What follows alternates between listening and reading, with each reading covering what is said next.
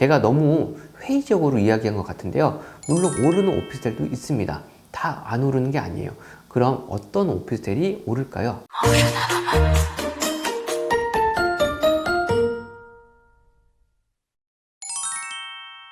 안녕하세요, 집가사람입니다.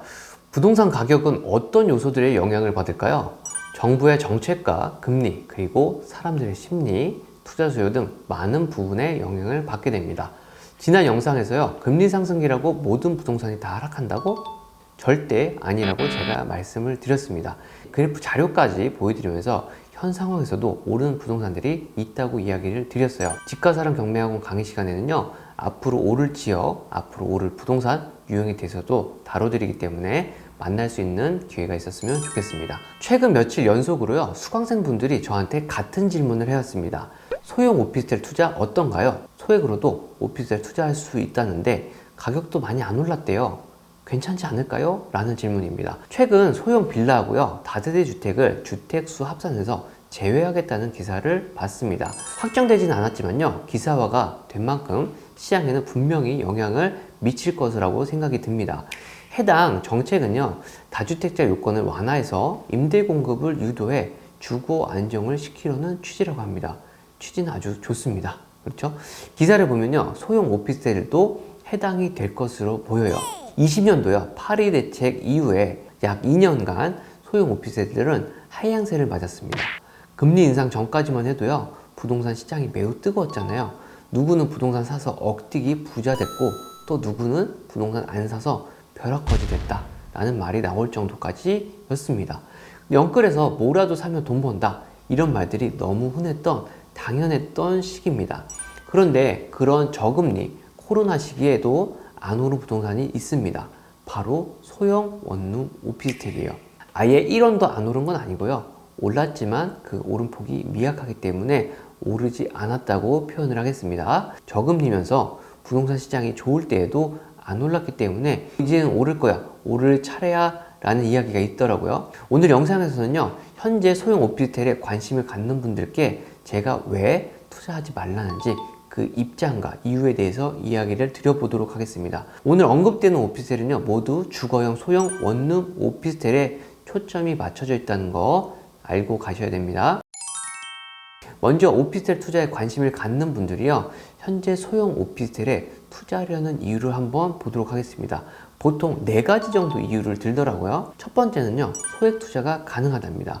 20년도 8월 규제가 나오면서요, 가격이 오르지 않았고, 그러다 보니까 전세가하고 매매가가 지금 붙어 있는 상황입니다. 전세를 끼고 있는 물건 같은 경우에는요, 잘 찾으면 무갭 또는 갭 500만 원 정도면 투자가 가능해요. 2억 물건이라면 취득세 4.6%, 약 1000만 원, 플러스 갭 500만 원, 총 1500만 원이면 투자가 가능한 겁니다. 자, 둘째는요, 1인 가구 증가세와 전월세 수요 풍부입니다. 우리나라 인구는요, 감소하고 있죠. 그런데 가구 수는 늘어나고 있습니다. 특히 1인 가구 증가세가 가파르기 때문에 수요가 풍부한 건 맞습니다. 또한 오피스텔 대부분이요, 역세권 상업지에 위치하고 있어서요, 공실염려가 많이 없다는 의견이에요. 자, 세 번째는요, 안 오른 자산이다. 아파트, 상가, 건물, 토지 등 안 오른 부동산이 없습니다. 투룸, 쓰리룸 오피스텔도 엄청 올랐습니다. 유일하게 소형 원룸 오피스텔만 오르지를 않았어요. 그래서 이번에는 얘가 오를 차례다 라고 이야기를 하는 겁니다. 자, 네 번째는요, 세입자들의 전세자금 대출 활용 부분입니다. 중기청 등 정책자금 전세자금 대출을 활용하면요, 저금리인 1.2%로 1억 한도 내에서 보증금을 대출을 받을 수가 있습니다.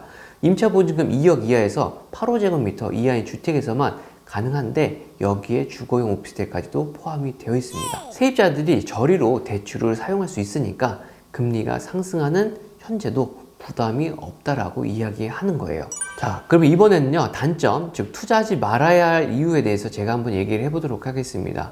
첫째는요, 매도가 생각보다 어렵습니다. 생각보다 쉽지 않아요. 황금성이 많이 떨어지는 상품입니다. 그 이유는 소형 오피스를 투자 대상으로 보는 사람이 없습니다. 아파트 같은 경우에 매매가와 전세가 또는 월세를 생각했을 때 임차인들이 부담해야 되는 그 금액이 커지면 임차인들은 매수를 고려합니다. 즉 이걸 전환율이라고요. 임차인들이 부담이 많아지면 아예 집을 사버리자, 이렇게 되는 거죠. 그런데 원룸 오피스텔 같은 경우에는 거의 대부분의 사회 초년생들이 살고 있는 집이다 보니까 그 전환율이 아주 낮습니다. 낮은 게 아니라 거의 없어요. 즉 임차 수요가 실거주 수요로 전환될 소지가 아주 적습니다. 20, 30대 청년들도요, 거주를 위해서 소형 오피스텔을 매입을 하는 사람들이 없다는 얘기예요. 이런 예를 한번 들어보겠습니다. 최근 신축 빌라 같은 경우에도요, 실거주자보다는요, 세입자들만 들어가고 있습니다. 거의 대부분이 신혼부부 아니면 사회 초년생들이 많이 들어가고 있어요. 분양가가 3억인데요, 전세가도 3억입니다. 그런데 들어가고 있어요. 신혼부부들하고 사회초년생들이 많이 들어가는데요. 그런 빌라들을 갭 투자로 투자했던 빌라들이 가격이 안 올라서 경매로 물건들이 쏟아지고 있습니다. 가격이 오르면 경매에 나올 일이 없겠죠. 그런데 왜 나올까요? 가격이 안 오르니까. 즉 전환율이 낮기 때문에 가격이 안 오릅니다. 전세로 3억짜리 살고 있는 세입자가 매가가 3억이면 사야지 정상 아닐까요? 그런데도 안 산다는 얘기예요.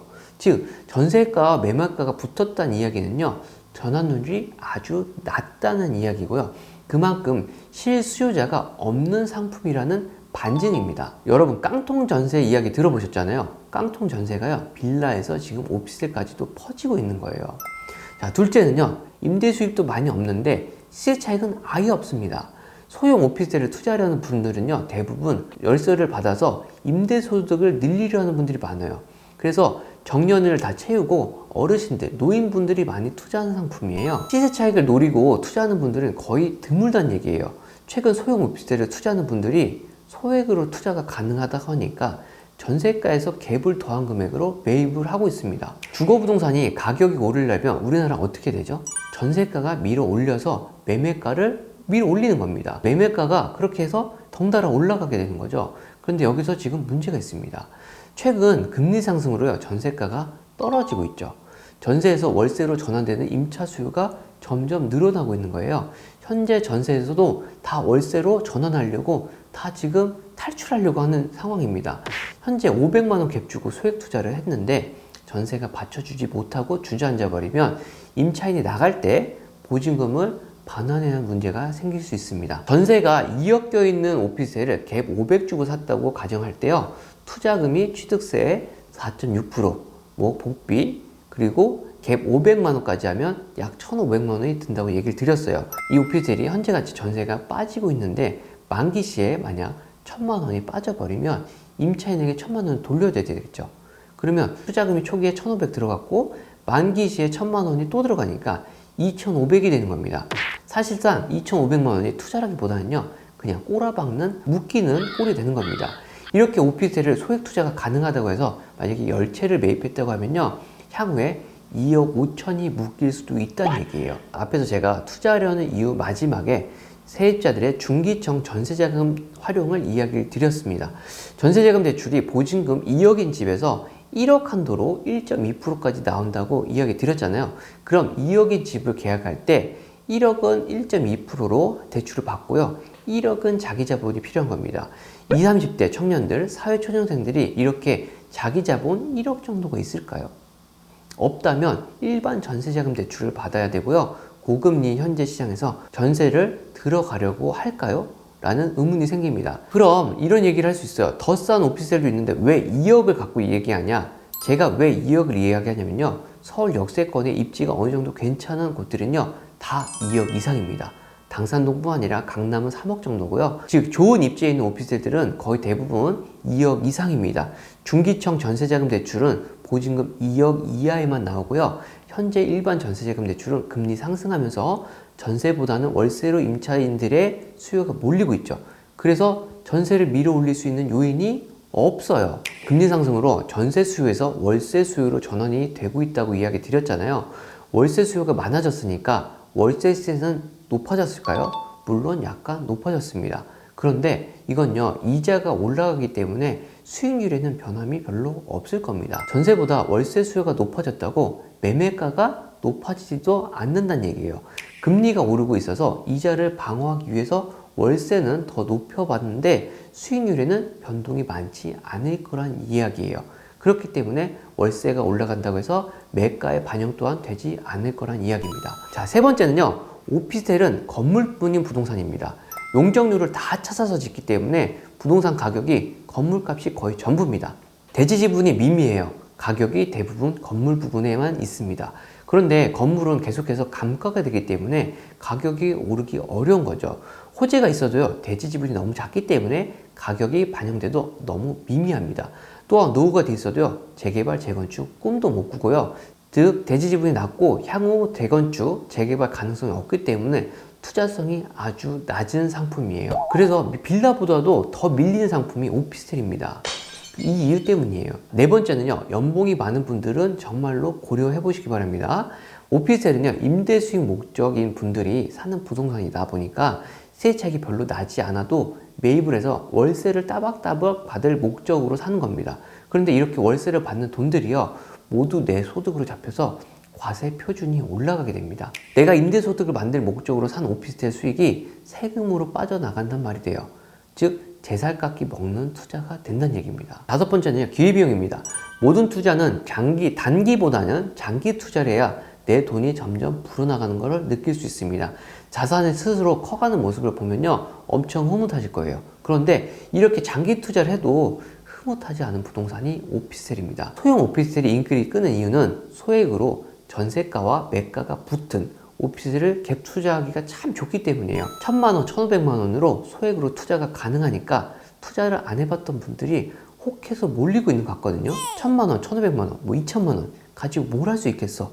그런데 오피스텔은 가능하대라며 묻지마 투자식으로 몰리고 있는 것 같아요. 여러분들이 어렵게 모은 1,000만원, 2,000만원 가지고도요, 충분히 투자를 다른 곳에 여유롭게 잘 할 수 있습니다. 여러분들이 어렵게 모은 1,000만원, 2,000만원 가지고요, 분산 투자하지 마세요. 투자할 곳들은 더 여유롭게 투자할 곳들은 많이 있습니다. 준비가 안 되었다면 돈을 모으시면서 준비를 하시고 공부를 하세요. 그럼 더 나은 투자가 여러분들을 기다리고 있을 겁니다. 제가 일전 영상에 얘기 드렸죠. 기다림도 투자의 한 덕목이라고요. 여러분들 1만 시간의 법칙 들어보셨죠?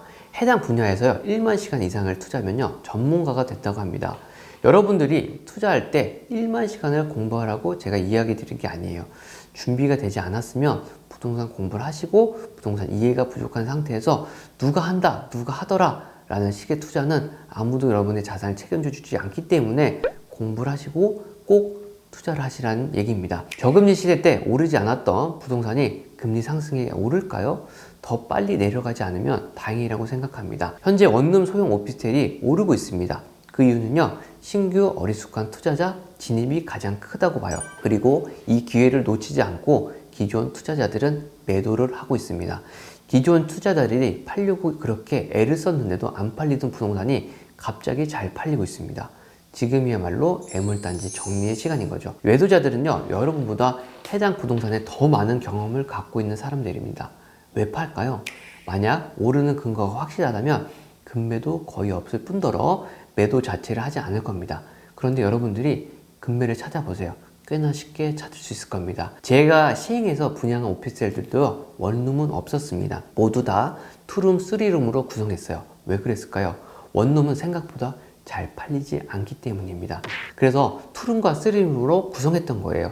아파트 대체 상품으로 투룸 이상은 되어야지 어느 정도 실거주가 되겠다는 생각을 했던 거예요. 우리 학원 수강생 중에서도요, 오피스텔을 가지고 있는 분들이 있습니다. 소형 원룸 오피스텔을 갖고 있어요. 제가 매도 타이밍이라고 이야기를 드렸습니다. 지금 파세요. 어리숙한 매수자들에게 지금 매도하시기 바랍니다. 지금같이 전세를 최대한 맞춰놓은 오피스텔을 매도하시면 향후에 전세금 돌려줄 일도 없고요, 손 털고 나올 수 있습니다. 실거주자가 받쳐주지도 못하고 투자자들만 사고 파는 부동산이 과연 언제까지 상승장을 이끌어갈 수 있을까요? 현재 분위기는요, 코인판을 보는 것 같습니다. 투기자와 또 다른 투기자가 서로 사고 팔면서 올리고 있는 상황 같아요. 물론 모든 상황은 100%라는 것은 없습니다. 그러나 오피스텔은요, 특히 소형 원룸 오피스텔은 이렇다라고 이야기를 드리는 거예요. 소형 오피스텔이 조금 더 주목받을 수 있는 이유도 있습니다. 20년도에 다주택자 세금 강화되면서 양도세 이슈로 소형 오피스텔을 던져줬던 분들이 많아요. 앞으로 규제가 완화되면서 상황은 조금 달라질 수도 있습니다. 근데 판도가 확 바뀔까요? 저는 아닐 것 같아요. 그 이유는요, 소형 오피스텔은 실수요자 전환이 없으면서요, 가격이 이미 낮아서 그 어른들 그 폭이 아주 작을 겁니다. 또한 금리 상승으로 전세가 하락으로 갭은 더 벌어질 것 같아요. 부동산 투자는요, 말 그대로 투자입니다. 투자란 말은 위험도 있다는 이야기예요. 여러분들이 감당할 수 있는 범위 내에서 무리하지 마시고 투자를 하시기 바랍니다. 투자는 평생 해야 되는 겁니다. 무리할 경우 만들어 놓은 내 자산도 한순간에 날아갈 수가 있습니다. 제가 너무 회의적으로 이야기한 것 같은데요. 물론 오르는 오피스텔도 있습니다. 다 안 오르는 게 아니에요. 그럼 어떤 오피스텔이 오를까요? 서울 수도권 역세권에요, 공급이 제한적이면서 직장이 많은 강남, 종로, 여의도와 연계가 되어 있고요. 전세가가 정책자금으로 유지가 될 수 있는 금액대가 1억, 2억 이하인, 그리고 대단지면서 신축이면 그래도 좀 괜찮습니다. 한번 찾아보시기 바랍니다. 분명히 있을 거예요. 입지 깡패는요, 언제나 승리합니다. 당분간 원룸 오피스텔은 오를 것 같거든요. 분위기를 탄 것 같습니다. 저한테 이렇게 수강생분들이 연달아서 질문할 정도면 분위기 탄 거예요. 유튜브나 시행하시는 분들이 시장 분위기를 만들어 나가고 있는 것 같습니다. 여러분들의 자산은요, 여러분들의 선택으로 결정이 되는 겁니다. 벼락거지에서 벗어나겠다고 지금이라도 소액으로 투자할 거리를 찾다가 오피스텔에 꽂히신 분들이 있을 거예요. 절대라는 말은 없지만요, 정말로 조심히 잘 투자해야 돈을 겨우겨우 벌 수 있는 상품이 오피스텔이라는 점을 염두하면서 투자에 임하시기 바랍니다. 오늘은요, 최근 이슈가 되고 있는 소형 주거용 오피스텔에 대한 이야기를 나눠봤습니다. 여러분들 영상이 도움이 되셨다면 구독과 좋아요, 댓글, 알림 설정 부탁드리겠습니다.